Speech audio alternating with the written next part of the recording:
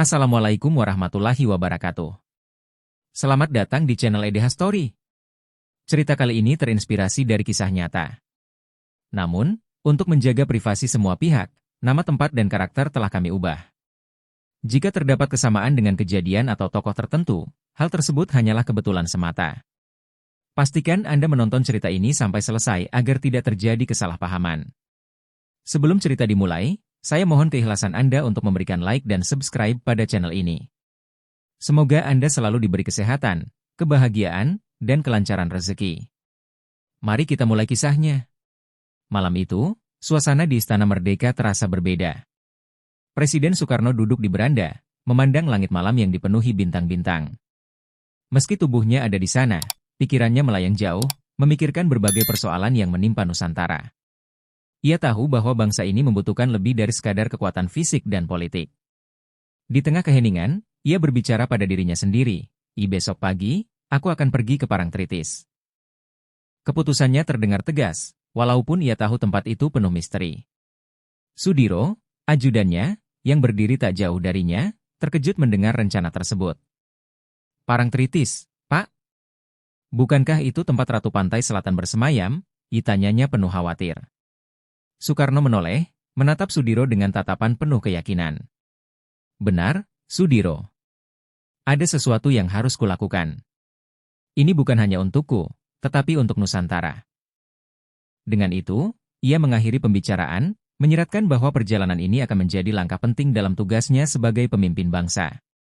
Keesokan harinya, Soekarno memulai perjalanannya menuju Parangtritis.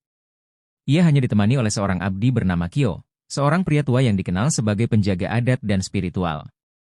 Mereka menempuh perjalanan panjang, melewati berbagai desa dan pegunungan hingga akhirnya tiba di Parangtritis menjelang senja.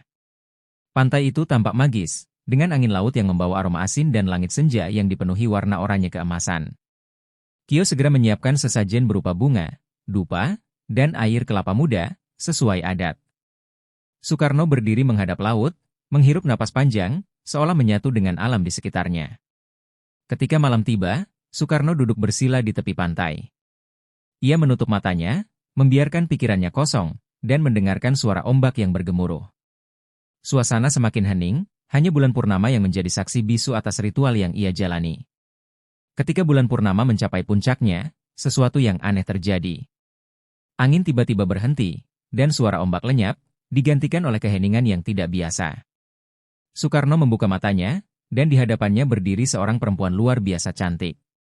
Perempuan itu mengenakan kebaya hijau yang memancarkan sinar lembut. Rambut hitam panjangnya tampak seolah menyatu dengan gelombang laut di belakangnya. Kau datang, Bung Karno, ucap perempuan itu dengan suara lembut yang terdengar seperti alunan musik. Soekarno berdiri, tubuhnya tegap meskipun hatinya bergetar. Apa benar kau Nyi Roro Kidul? Tanyanya dengan suara tegas. Sang ratu hanya tersenyum, lalu berkata, aku adalah penjaga lautan ini. Aku adalah Ratu Pantai Selatan. Pertemuan itu menjadi awal dari hubungan yang akan mengubah perjalanan hidup Soekarno. Soekarno, yang terkenal sebagai pemimpin penuh tekad, langsung mengutarakan maksud kedatangannya. Aku datang bukan untuk diriku sendiri, tetapi untuk Nusantara. Negeri ini sedang dalam masa sulit, dan aku memerlukan bantuanmu, ucapnya. Nyi Roro Kidul menatapnya dalam-dalam, seolah mencoba memahami isi hati sang presiden. Bantuan apa yang kau butuhkan, wahai pemimpin negeri? Tanyanya dengan nada serius. Soekarno menjelaskan ancaman yang datang dari berbagai arah, baik dari dalam maupun luar negeri, yang mengancam kedaulatan bangsa.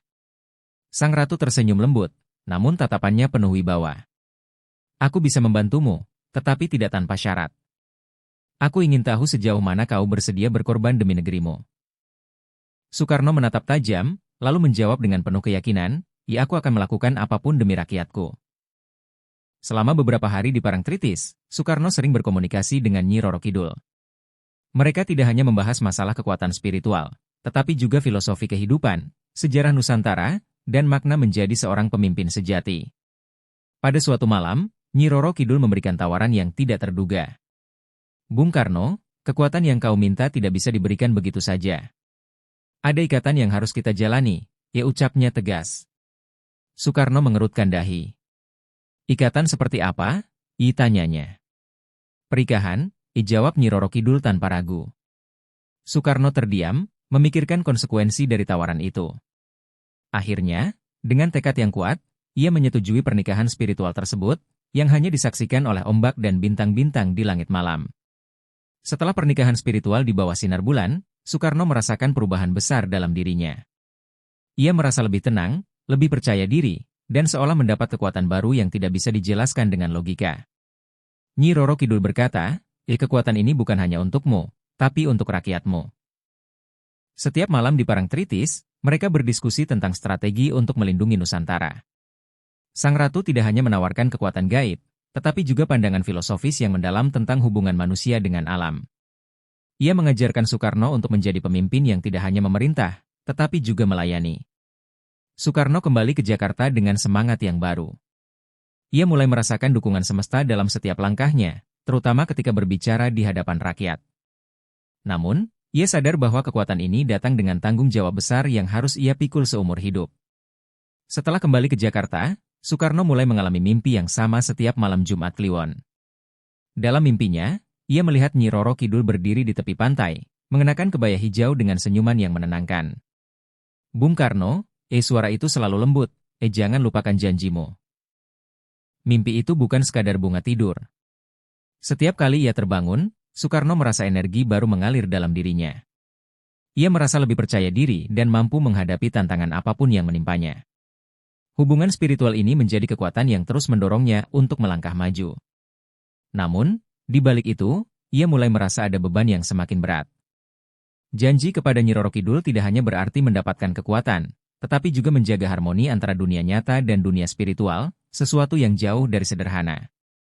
Seiring berjalannya waktu, kekuatan baru Soekarno mulai menarik perhatian orang-orang di sekitarnya, termasuk pihak-pihak yang tidak senang dengan keberhasilannya.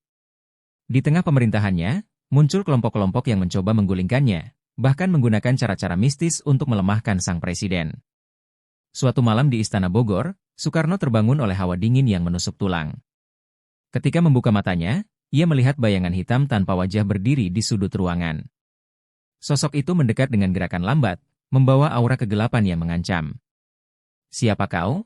seru Soekarno dengan tegas. Namun, sebelum sosok itu bisa mendekat, aroma laut tiba-tiba memenuhi ruangan. Sosok itu lenyap, digantikan oleh kehadiran Nyi Roro Kidul. "Bung Karno, ini baru permulaan," katanya. "Kekuatan ini adalah tanggung jawab besar. Jangan biarkan siapapun menghancurkan apa yang telah kita bangun bersama." Setiap bulan, Soekarno menyempatkan diri untuk kembali ke Parangtritis. Di sana, ia dan Nyi Roro Kidul berdiskusi tentang berbagai masalah, mulai dari politik hingga filosofi kehidupan. Sang Ratu memberikan pandangan-pandangannya tentang bagaimana menjaga keseimbangan antara dunia manusia dan dunia spiritual. Pada suatu malam, Nyi Roro Kidul berkata, "Kau adalah pemimpin yang luar biasa, Bung Karno. Tapi ingat, kekuatan ini juga bisa menjadi beban yang terus menguji hatimu." Soekarno menatap laut yang tenang dan berkata, "Selama aku memiliki dukunganmu, aku akan menjalani semuanya." Namun, Soekarno sadar bahwa hubungan ini tidak sepenuhnya tanpa risiko. Di Jakarta, rumor mulai tersebar tentang hubungan spiritualnya dengan Nyi Roro Kidul, menimbulkan pro dan kontra di kalangan masyarakat dan lingkaran politik. Beberapa penasihat spiritual Soekarno mulai memperingatkan tentang bahayanya hubungan dengan dunia gaib. "Pak Karno," ujar salah seorang penasihat, "hubungan dengan sosok seperti Nyi Roro Kidul bisa menuntut sesuatu yang lebih besar dari yang kita bayangkan." Namun, Soekarno hanya tersenyum dan berkata, "Aku tahu apa yang kulakukan. Ini bukan hanya tentang diriku, tapi tentang bangsa ini." Ia tetap teguh pada keyakinannya, meskipun kritik terhadapnya semakin gencar. Di sisi lain, para pengkritik mulai menggunakan hubungan ini sebagai bahan untuk menyerang reputasinya. Mereka menyebut Soekarno terlalu bergantung pada kekuatan mistis, tetapi harisma dan dedikasinya membuat rakyat tetap mempercayainya. Di tengah tekanan politik yang semakin memanas, muncul ancaman baru dari seorang dukun sakti bernama Ki Sancaka. Dikenal sebagai pemanggil kekuatan kegelapan, ia merasa bahwa hubungan Soekarno dengan Nyi Roro Kidul telah mengganggu keseimbangan antara daratan dan lautan. Ki Sancaka bersumpah untuk menghentikan Soekarno dengan cara apapun. Suatu malam, ia melakukan ritual besar di sebuah gunung terpencil, memanggil kekuatan gaib untuk menyerang Soekarno. "Aku memanggilmu, kekuatan dari kegelapan," serunya di tengah asap dupa yang membumbung tinggi. Serangan itu segera terasa di Istana Merdeka. Soekarno, yang sedang beristirahat, merasakan hawa dingin yang menusuk tulang. Ia tahu bahwa ancaman besar sedang mendekat. Dengan segera, ia memusatkan pikirannya dan memanggil Nyi Roro Kidul untuk membantunya. Saat Ki Sancaka melancarkan serangannya, suasana di Istana Merdeka berubah mencekam. Hawa dingin semakin intens, dan Soekarno merasakan energi negatif yang menekan seluruh tubuhnya. Ia segera memusatkan pikiran, memanggil Nyi Roro Kidul. "Ratu, aku membutuhkanmu sekarang," ucapnya dengan tegas. Tidak lama kemudian, aroma laut kembali memenuhi ruangan, dan Nyi Roro Kidul muncul dalam wujud cahaya hijau yang menenangkan. "Bung Karno, aku akan melindungimu," ujarnya. Pertempuran antara kekuatan spiritual Nyi Roro Kidul dan Ki Sancaka berlangsung sengit, meski tak terlihat oleh mata manusia biasa. Setelah pertempuran yang panjang, Nyi Roro Kidul berhasil mengusir kekuatan kegelapan itu. Namun, ia memperingatkan Soekarno bahwa ancaman seperti ini akan terus datang. "Bung Karno, kekuatan ini adalah berkah sekaligus ujian. Kau harus siap menghadapi segalanya," katanya sebelum menghilang. Pertempuran itu meninggalkan jejak dalam diri Soekarno. Ia mulai merasa lelah, baik secara fisik maupun mental. Beban dari hubungan spiritualnya dengan Nyi Roro Kidul semakin terasa berat, terutama karena serangan dari dunia gaib semakin sering terjadi. Soekarno mulai mempertanyakan apakah semua pengorbanan ini sepadan dengan manfaat yang ia dapatkan. Dalam salah satu pertemuan mereka, ia bertanya kepada Nyi Roro Kidul, "Ratu, apakah ini benar-benar untuk kebaikan rakyatku, atau hanya untuk kepentingan pribadiku?" Nyi Roro Kidul menjawab dengan lembut, "Bung Karno, kekuatan ini bukan untuk dirimu sendiri. Ini adalah tanggung jawab besar yang kau emban sebagai pemimpin Nusantara. Tapi ingat, kau selalu memiliki pilihan." Ancaman dari Ki Sancaka dan kelompok lainnya semakin berbahaya. Suatu malam, Soekarno merasakan sesuatu yang berbeda. Tidak hanya dirinya yang terancam, tetapi keluarganya juga mulai menjadi target serangan mistis. Ia segera menghubungi Nyi Roro Kidul, yang tampak lebih serius dari biasanya. "Bung Karno," kata sang ratu, "serangan ini bukan lagi hanya tentang dirimu. Mereka ingin menghancurkan semua yang kau miliki." Soekarno merasa dilema besar, tetapi ia tahu ia tidak bisa menyerah. Di sisi lain, keluarganya mulai merasakan dampaknya. Beberapa anggota keluarga melaporkan mimpi buruk yang berulang, dan ada tanda-tanda gangguan aneh di rumah mereka. Soekarno sadar bahwa keputusan besar harus segera diambil. Soekarno kembali ke Parangtritis untuk berbicara dengan Nyi Roro Kidul. Kali ini, suasana terasa berbeda. Ombak yang biasanya tenang tampak bergelora, dan angin pantai bertiup lebih kencang dari biasanya. Di hadapan Nyi Roro Kidul, Soekarno mengutarakan kegelisahannya. "Ratu, aku merasa semakin sulit menjalani semua ini. Aku tidak ingin keluargaku menjadi korban dari kekuatan yang seharusnya membantu rakyatku," ujarnya. Nyi Roro Kidul menatapnya dengan penuh pengertian. "Bung Karno, kekuatan ini memang bukan tanpa konsekuensi. Jika kau merasa ini terlalu berat, kau bisa memilih untuk mengakhirinya. Tapi ingat, setiap keputusan memiliki harga yang harus dibayar." Di malam yang kelam, Ki Sancaka melancarkan serangan terbesar yang pernah ia lakukan. Ritualnya dilakukan dengan memanggil makhluk-makhluk dari kegelapan, berniat menghancurkan Soekarno secara langsung. Serangan ini tidak hanya mengancam Soekarno, tetapi juga seluruh Istana Merdeka. Soekarno, yang sudah merasakan ancaman itu, segera memanggil Nyi Roro Kidul. "Ratu, ini adalah serangan terbesar yang pernah aku hadapi. Aku butuh kekuatanmu lebih dari sebelumnya," katanya. Namun, Nyi Roro Kidul tampak lelah. "Bung Karno, kekuatan kita semakin lemah. Serangan ini menguras energi kita. Kau harus membuat keputusan sekarang, melanjutkan hubungan ini atau melepaskannya demi keselamatanmu dan orang-orang yang kau cintai." Setelah malam yang penuh pertempuran, Soekarno mengambil waktu untuk merenung. Ia menyadari bahwa kekuatan spiritualnya telah menjadi pedang bermata dua. Di satu sisi, ia merasa lebih kuat. Namun di sisi lain, ancaman yang datang semakin besar, tidak hanya untuk dirinya tetapi juga untuk rakyat dan keluarganya. Di Parangtritis, ia kembali bertemu Nyi Roro Kidul untuk terakhir kalinya. "Ratu," katanya dengan suara berat, aku memutuskan untuk melepaskan hubungan ini. Aku tidak ingin menjadi beban bagi dunia yang lain." Nyi Roro Kidul mengangguk dengan penuh pengertian. "Bung Karno, keputusanmu adalah keputusan seorang pemimpin sejati. Kau selalu memiliki tempat di hati lautan ini. Selamat tinggal." Di bawah sinar bulan, Soekarno dan Nyi Roro Kidul mengakhiri hubungan mereka. Ritual perpisahan itu dilakukan dengan hikmat, hanya disaksikan oleh ombak dan bintang-bintang. Soekarno merasakan beban besar yang lepas dari pundaknya, tetapi juga ada rasa kehilangan yang mendalam.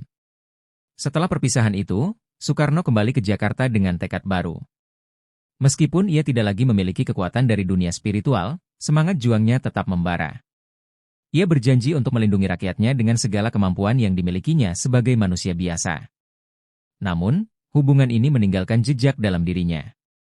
Ia tetap merasa terhubung dengan Nyi Roro Kidul, meskipun hanya dalam kenangan dan doa. Tanpa kekuatan gaib, Soekarno menghadapi tantangan yang semakin berat. Tekanan politik semakin meningkat, tetapi ia tetap berdiri teguh.